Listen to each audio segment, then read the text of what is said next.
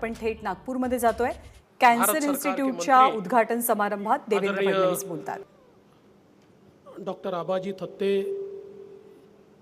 सेवा और अनुसंधान प्रतिष्ठान के द्वारा संचालित नेशनल कैंसर इंस्टीट्यूट,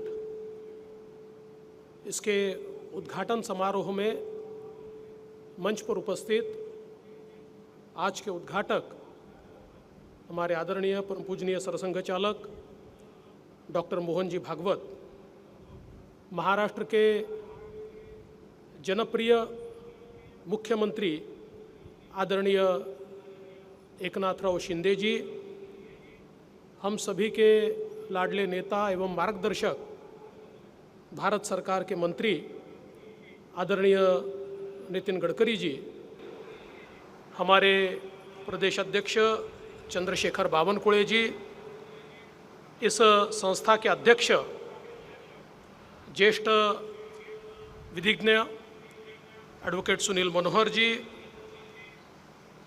इस संस्था की जिनको रीढ़ की हड्डी कहा जा सकता है, ऐसे हमारे शैलेश जुगलेकर जी, और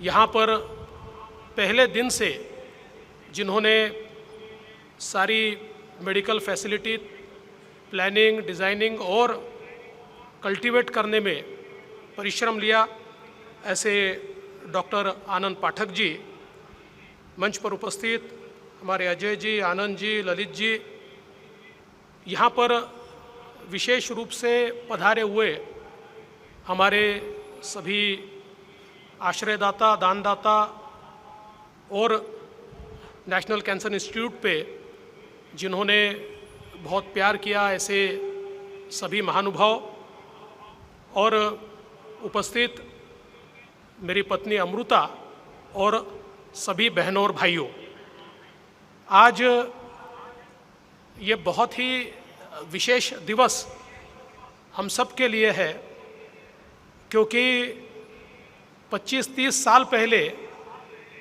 एक स्वप्न हम लोगों ने देखा था कि नागपुर में और मध्य भारत में एक बहुत अच्छा कैंसर इंस्टीट्यूट बने,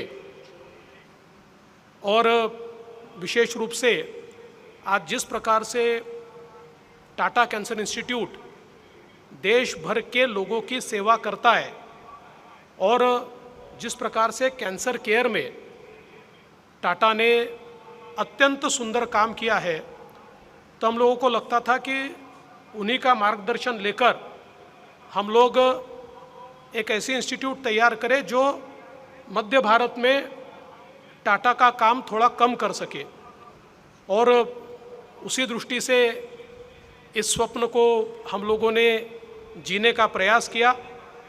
और मैं विशेष उल्लेख करना चाहूँगा शैलेश जुगलेकर जी का, क्योंकि ये संपूर्ण कार्य जो संपादित हुआ है, इसमें पहले दिन से लेकर तो आज तक दिन रात मेहनत करके 24 घंटे एक व्यक्ति यहाँ था, तो वो शैलेश जुगलेकर थे, कि जिन्होंने बहुत ही अच्छे तरीके से इसको यहाँ पर तैयार किया।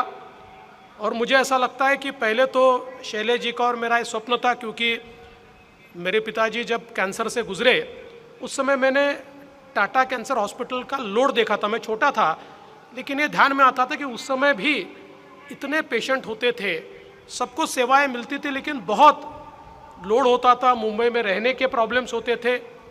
शैलेश जी के भी घर में उनकी पत्नी जब कैंसर से गुजरी, उस समय एक लंबी ट्रीटमेंट शैलेश जी ने उनके लिए जब की, तो शैलेश जी एक प्रकार से कैंसर के एक्सपर्ट भी बने। तो हम लोगों ने उस समय यह तय किया कि इसको हम करेंगे। और मुझे आज याद आती है हमारे विलास जी फडणवीस की, राष्ट्रीय स्वयंसेवक संघ में एक प्रकार से हमारे मार्गदर्शक विलास जी थे, और विलास जी ने इसमें प्रेरणा दी। और ये जो सारी टीम हमको दिखाई पड़ती है, ये सारी टीम उस समय विलास जी के तत्वावधान में तैयार हुई, और मुझे ऐसा लगता है कि उसके बाद जो हम दोनों का सपना था वो एक टीम का सपना बना और इस टीम ने बहुत अच्छा काम किया। और इसका भी उल्लेख मैं करना चाहता हूँ कि परम पूजनीय डॉक्टर मोहन जी, इन्होंने हर स्तर पर हमको मार्गदर्शन किया और अलग अलग समय यहाँ पर भेंट देकर कितना कार्य हुआ है ये भी उन्होंने उसकी जानकारी भी ली, उसका मार्गदर्शन भी हमको किया। आदरणीय भैया जी ने हमको मार्गदर्शन किया और विशेष रूप से पसंद आएगा नहीं लेकिन फिर भी मैं उल्लेख करना चाहूँगा हमारे सुनील जी देशपांडे का, कि जिन्होंने हमें इस सारे काम में बहुत अच्छा मार्गदर्शन किया। और मैं ऐसा मानता हूँ कि ये केवल संघ की प्रेरणा थी कि जिसके कारण हम सब लोग मिलकर इसको तैयार कर पाए और आज एक बहुत अच्छा हॉस्पिटल तैयार हुआ है। पहले दिन से हम लोगों ने तय किया था कि हॉस्पिटल तो स्टेट ऑफ आर्ट ही बनेगा, लेकिन इसमें भाव ये होगा कि गरीबों की सेवा होनी चाहिए। इसलिए आज आप देख सकते हैं जनरल वार्ड हो या स्पेशल वार्ड हो, सब जगह सुविधाएं सरीकी है। ट्रीटमेंट प्रोटोकॉल कोई उसमें बदलाव नहीं है, मेडिसिन्स जो यूज़ होते हैं कोई बदलाव नहीं है, डॉक्टर्स की टीम उसमें कोई बदलाव नहीं है। जो गरीब से गरीब आदमी को है और जो एक सधन व्यक्ति को है, इसमें कोई फर्क इस हॉस्पिटल में आपको दिखाई नहीं देगा। और ये सारी चीज़ें करते हुए हमने ये प्रयास किया कि चूँकि कैंसर एक लंबी बीमारी होती है, इसमें खर्चा भी बहुत ज़्यादा आता है, एक परिवार पर इसका असर होता है, इसलिए हम लोग इस ट्रीटमेंट को एफोर्डेबल कैसे कर पाए। कई बार जो गरीब लोग होते हैं उनको हम लोग जो सेवाएं हैं निःशुल्क भी देते हैं। और विशेष रूप से एक उल्लेख मैं करना चाहूँगा कि पहली बार मध्य भारत में पीडियाट्रिक वार्ड यहाँ पर शुरू हुआ है और बच्चों को यहाँ पर कैंसर की ट्रीटमेंट दी जाती है। और बच्चों को जो ट्रीटमेंट दी जाती है पीडियाट्रिक वार्ड में वो पूर्ण रूप से निःशुल्क दी जाती है, उसमें कुछ भी चार्ज नहीं किया जाता। और ईश्वर का आशीर्वाद ऐसा रहा है कि बहुत बड़े पैमाने पर जो बच्चे यहाँ आते हैं पूरे तरीके से ठीक होकर जाते हैं। अगले 40-50 साल की उनकी ज़िंदगी यहाँ पर उनको मिलती है और हमने ये देखा है कि प्रायः यहाँ आने वाले सारे बच्चे ये ठीक होकर जाते हैं। मुझे ऐसा लगता है कि एक प्रकार से ये सारा कार्य जो हुआ एक ईश्वर का आशीर्वाद भी इसमें मिला है, क्योंकि अच्छा कार्य जब करते हैं तो लोग जुड़ते हैं। आज कई लोगों ने इसमें मदद की, हमारे जो केंद्र सरकार के PSUs है उन्होंने भी हमको इसमें मदद की और इतना बड़ा कार्य यहाँ पर खड़ा हुआ। लेकिन इस कार्य से अभी हम पूरे तरीके से संतुष्ट नहीं है, क्योंकि हम ये चाहते हैं कि जो भी कैंसर में दुनिया में सबसे आधुनिकतम ट्रीटमेंट हो वो ट्रीटमेंट यहाँ पर आनी चाहिए। अभी हम लोग प्रयास कर रहे हैं, प्रोटॉन बीम की ट्रीटमेंट हम लोग यहाँ लाना चाहते हैं, कार्बन आयन की ट्रीटमेंट जो शायद पूरे वर्ल्ड में 10 या 12 जगह है उसको भी हम लोग यहाँ पर लाने वाले हैं, उसकी भी हम लोग तैयारी कर रहे हैं। तो जो भी कैंसर के क्षेत्र में सबसे आधुनिकतम ट्रीटमेंट है उस ट्रीटमेंट को हम लोग यहाँ पर लाने की कोशिश कर रहे हैं और ये सारी चीज़ें बिल्कुल अफोर्डेबल हो। जो पे कर सकते हैं वो पे करें और जो नहीं कर सकते हैं उनकी जितनी व्यवस्था हम कर सकते हैं, जितने कम शुल्क में हम कर सकते हैं उतनी व्यवस्था हम करने की कोशिश कर रहे हैं। इसके साथ साथ अब आने वाले दिनों में यहाँ पर एक बड़ी धर्मशाला भी हम लोग तैयार कर रहे हैं, क्योंकि दूर दूर से पेशेंट आते हैं, उनके घर के लोगों को रहने की व्यवस्था नहीं होती। और मुंबई में तो हम लोग देखते हैं कि कई बार बहुत अड़चने उनको सामना उसका करना पड़ता है।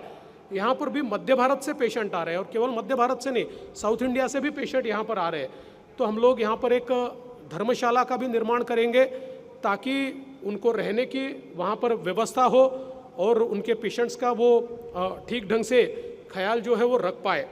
इसके साथ साथ 2 और सेंटर हम लोग यहाँ पर खोलना चाहते।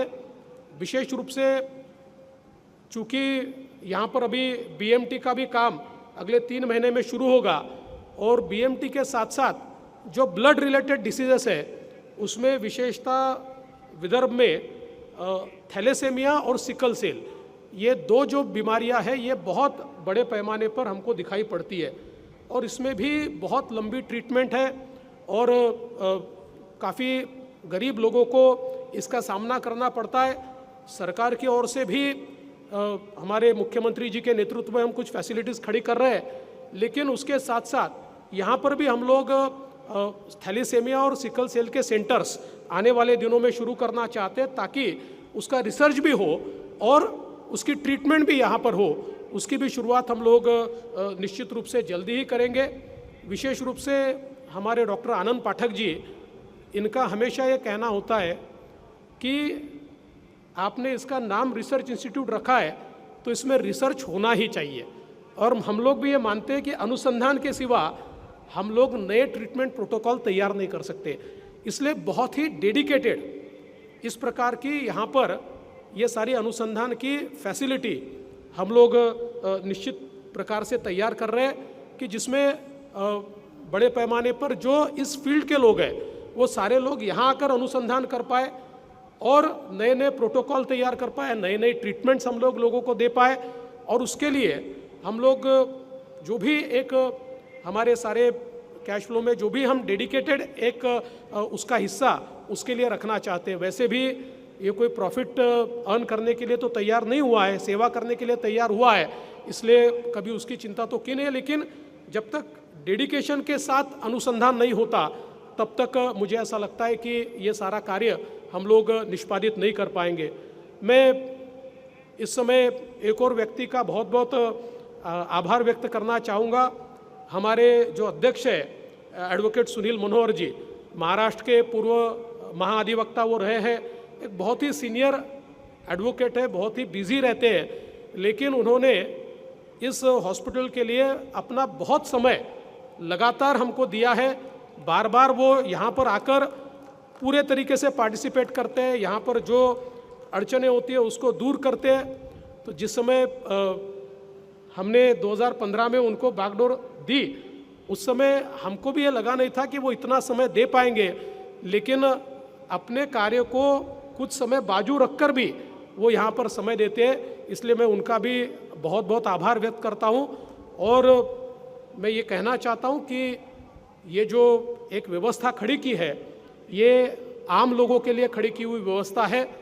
वैसे तो हम सब लोग ईश्वर से प्रार्थना करें कि किसी को भी यहाँ पर आने की ज़रूरत ही न पड़े, लेकिन बहुत दुर्दैव की बात है कि कैंसर ये बहुत बड़े पैमाने पर बढ़ रहा है। इसलिए हम लोगों ने ये भी तय किया कि हम लोग बड़े पैमाने पर स्क्रीनिंग कैंप्स ले रहे हैं। अगर कैंसर बहुत जल्दी डिटेक्ट होता है या प्री कैंसर स्टेज पर चीज़ें ध्यान में आती है तो इसको प्रिवेंट किया जा सकता है, तो वो भी एक हमारा प्रयास है। लेकिन यहाँ पर आने की ज़रूरत न पड़े, पर अगर किसी को आने की ज़रूरत पड़ती है तो उसको पूर्ण स्वास्थ्य लाभ हो, डेडिकेशन के साथ सभी की व्यवस्था यहाँ पर हो, इस प्रकार का प्रयास हम सब लोग मिलकर निश्चित रूप से करेंगे। मैं फिर एक बार हमारे सारे जो ट्रस्टीज़ हैं उनका भी आभार व्यक्त करता हूँ, उनके कंट्रीब्यूशन के लिए, उनकी डेडिकेशन के लिए उनका भी मैं आभार व्यक्त करता हूँ।